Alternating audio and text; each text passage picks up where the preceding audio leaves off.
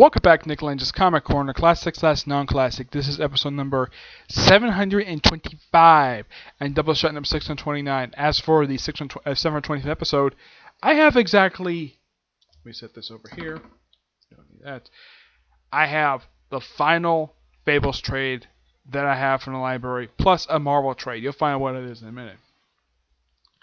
But first up, we have Fables, the Deluxe Edition, Book 11. Which contained issues 86 to 100. Yeah, simply put, this is a combination of two trades. What trades? If I can get this stand up here. It's pretty much the combination of volumes 14 and 15, which is basically Witches and Rose Red. And, well, that's the two story arcs in here, along with Dark City and Single Combat. Mostly put, this is kind of tying up the whole storyline with Mr. Dark. Yep. He gets turned to, pretty much this builds up into the big battle he has with one of the characters. Is it with Bigby? Nope. Is it with Snow White? Nope. It's with an old lady turned into a young woman. Yep.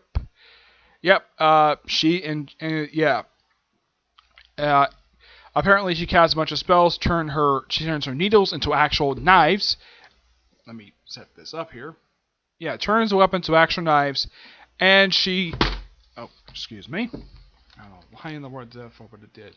Yeah, turns the weapons to actual knives, and basically does a few incarnations of different things that she's done over the years, like the candy house, Hansel and Gretel, the big tower from Rapunzel, and of course turns her rock, and eventually turns into a pendant, and turns herself into a smoking hot woman.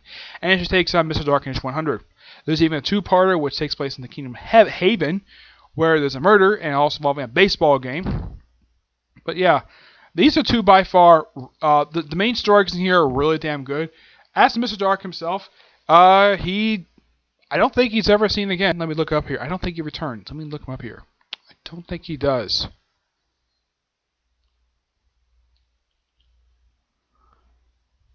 Let's see here. I don't think he does return.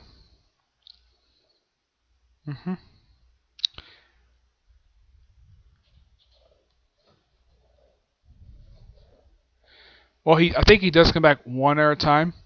Yeah, he comes back one at a time after that. But yeah, they also bring back the Blue Fairy, who is also the one who's actually kind of the fairy godmother in a way, and the one who turned Pinocchio into a boy.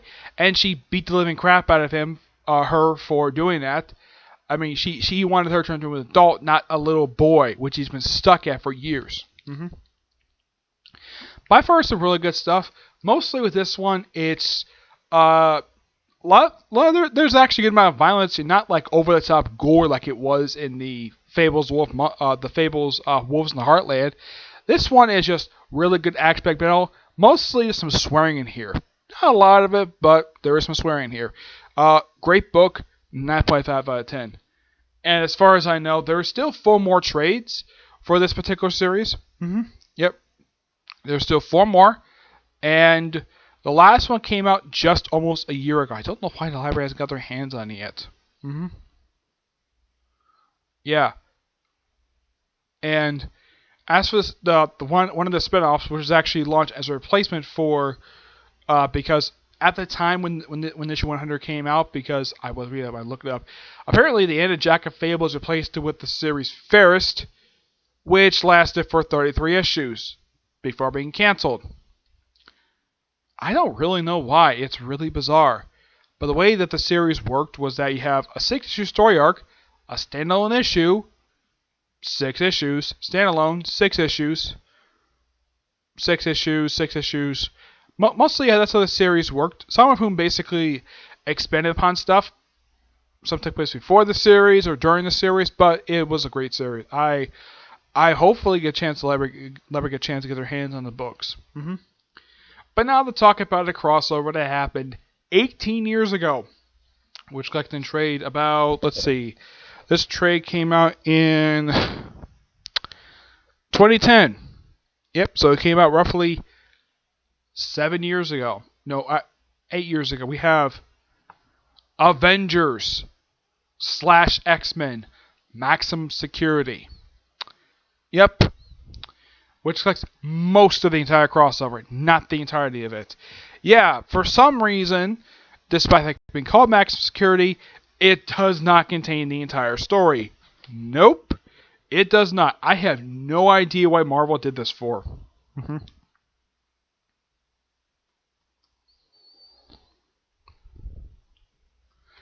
Yeah, there are some issues that are not collected as part of this trade. Nope.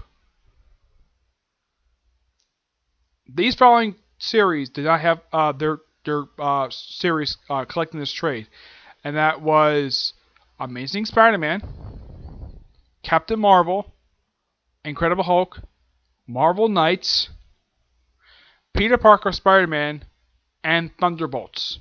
Yeah, there was about 6 books. Also Black Panther as well. Yeah, the story concept is this. A unnamed alien is unhappy about Earth interfering in galactic affairs, so they turn into a prison planet. That's the concept behind it. That's basically why the aliens are there. Though another reason why is so they can basically stop Ego from destroying planets. Though, as for him blaming Earth for constantly interfering in galactic affairs, here's kind of the thing. Here's my argument against that. If I was there, in this assembly, I would tell this guy, hey, the only reason why Earth gets involved in galactic affairs is because you keep trying to turn it into a freaking battleground. Yes, this has been a frequent problem with basically Marvel Cosmic stuff for years, is that these aliens keep coming to Earth and trying to turn it into a freaking battleground. One good example is the Kree-Skrull War from the 1970s. Did the writer of this event basically forget about the Kree-Skrull War? But apparently they remember the events of Operation Galactic Storm. Yeah, they remember that because they reference about Roni reporting to Leandra because, well, that particular war between the Shi'ar and the Kree, which the Shi'ar won, and of course the Supreme Intelligence being killed, though he gets come back and it's like, okay, how many times can you kill the Supreme Intelligence before you basically stop bringing him back? Yep. Now this is what of the crossover they collect. They collect the one-shot that starts up the crossover, which is Maximum Security Dangerous Planet, the Maximum Security 3-issue miniseries, Captain America Volume 3, Issue 36, Thor Volume 2, Issue 30, Uncanny X-Men number 387, Bishop Last X-Men 15, Iron Man Volume 3, Issue 35, Avengers Volume 335, Gambit number 23, X-Men Volume 2, number 107, X-Men Limited number 29. Pretty much after this particular event was over with, like, well over a year later, like in the case of Captain America, like exactly 14 issues after the storyline ended, his series hit the restart button. Yes, it did. Gambit lasted for a couple more issues before it got canceled. In the case of Bishop X-Men, the next issue was the final issue. Iron Man Volume 3 managed to last for a good at least 50 issues. Yep. Yeah, this along with Thor and Avengers last for good about 50 issues before getting restarted number 1. Well, Thor actually ended for a couple of years. Thor managed to last for a good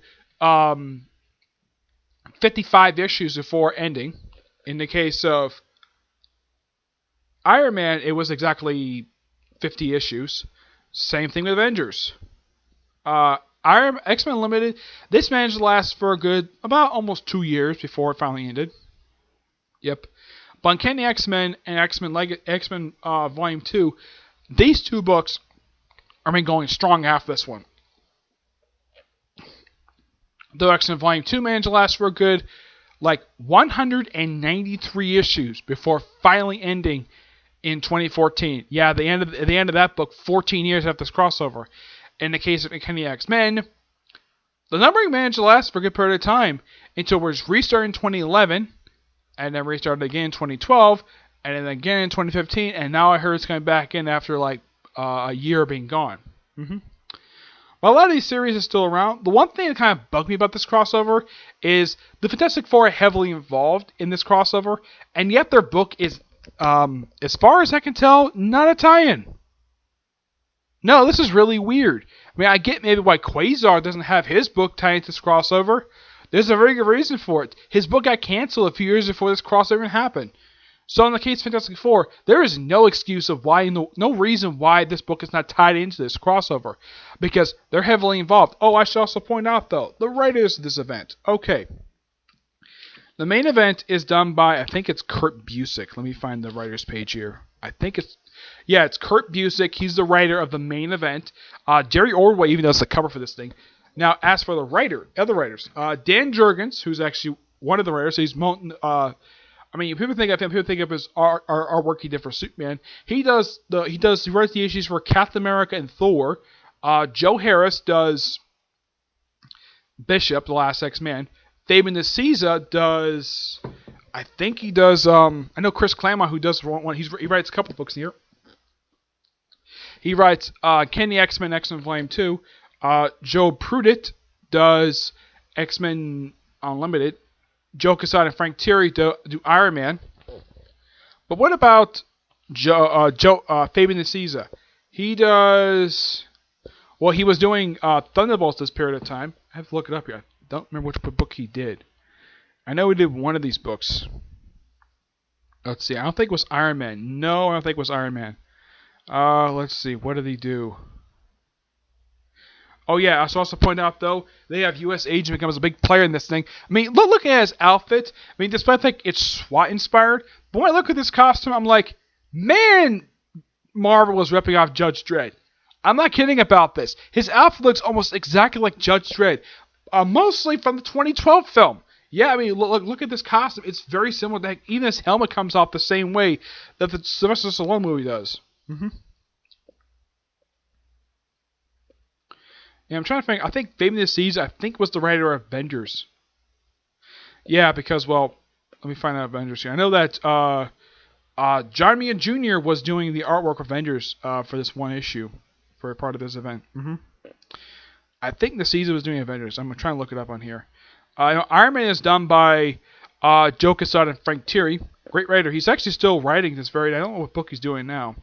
Last book I could think if he did was I'm trying to think. I think last book he did was Catwoman. He did Catwoman and Black Knight. But Fronts, of course, didn't last very long. Nope. Oh yeah, Silver Surfer's part of this book. And okay, Kurt Busiek does Avengers. I'm not sure what book Fabian Nicieza does. Probably one of the other books. Let's see. It's probably going to be one of these. I'm not sure which one, though.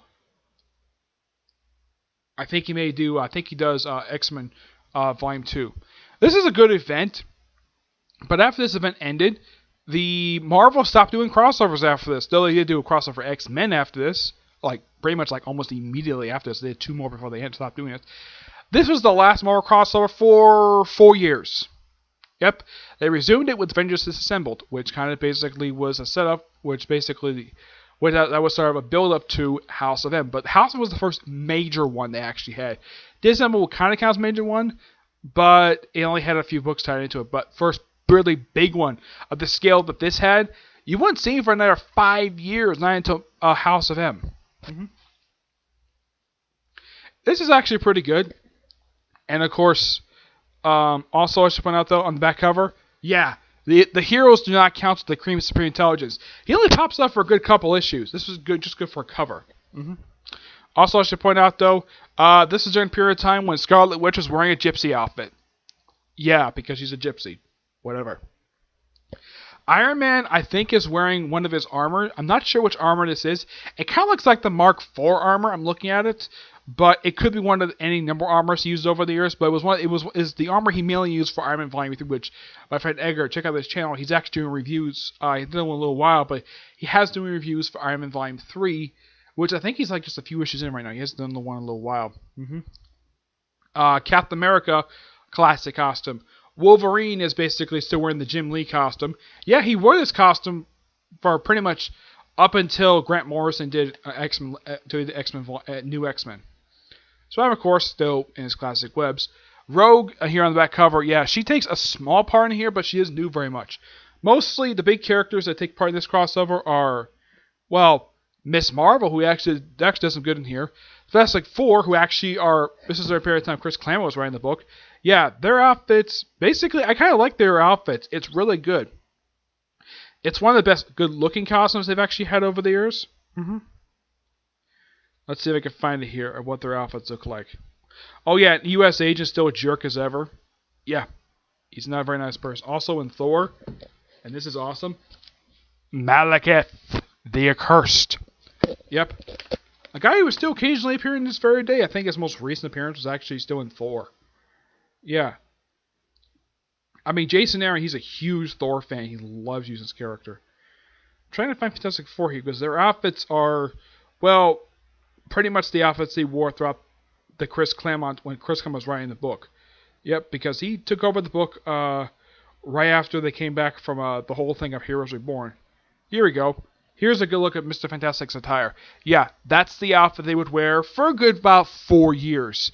Yeah, they wore this outfit from 1997 to pretty much about 2002. Yeah, they wore this outfit for a good about 4 years before they stopped wearing it. Yeah, and also Ronan does play a part in here, but he does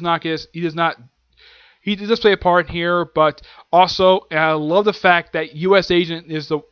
It's interesting that U.S. Agent is the one who beats the living crap out of him. Is the thing? Nope, it's all U.S. Agent, because it seems like this whole big event was basically giving a big push to U.S. Agent. Though he didn't do very much after this. Oh no, he didn't. I think a mini-series after this, but that was it. Because thing with U.S. Agent, up until Dan Slott put in Mighty Avengers, the guy didn't do much of anything for the next decade.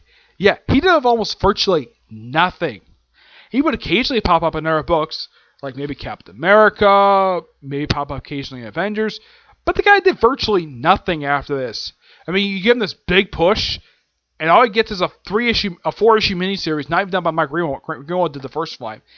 And after that, it's like, okay, you don't do anything with the character after that. Despite the whole opening thing of the alien being stupid, yeah, it's your fault the fact that the Earth gets frequently involved in galactic events. Yeah, probably referencing Operation Galactic Storm. But here's kind of the thing. Did these aliens complain about basically them fighting Thanos, or during Infinity Gauntlet, or Magnus during Infinity War? Nope, they didn't complain about that because the Earth heroes were asking involved with those events. Yeah, it's like this alien is so freaking stupid. Does this alien pop up again? Nope. I would have loved it if U.S. Agent would have beat the crap out of the guy and told him, hey, it's your guys' fault that we keep getting involved in your galactic affairs. Yep. Good event. 9.5 out of 10. It is a good event, but it has a weak start to it, but it's great. But the whole reasoning for this was the whole thing with Ego, which was odd. But Ego's a great character. I love Ego. Okay? So yeah, that's it for this episode. Stay tuned for the next episode, which is going to be talking about, speaking of Fantastic Four, I have 2 Fantastic Four trades. And they're basically trades that collect older issues from Fantastic Four from the 70s and 80s. You'll find out what they are in the next episode, which is episode number 726 and Doubleshot number 630. Okay? But to see you there. Bye.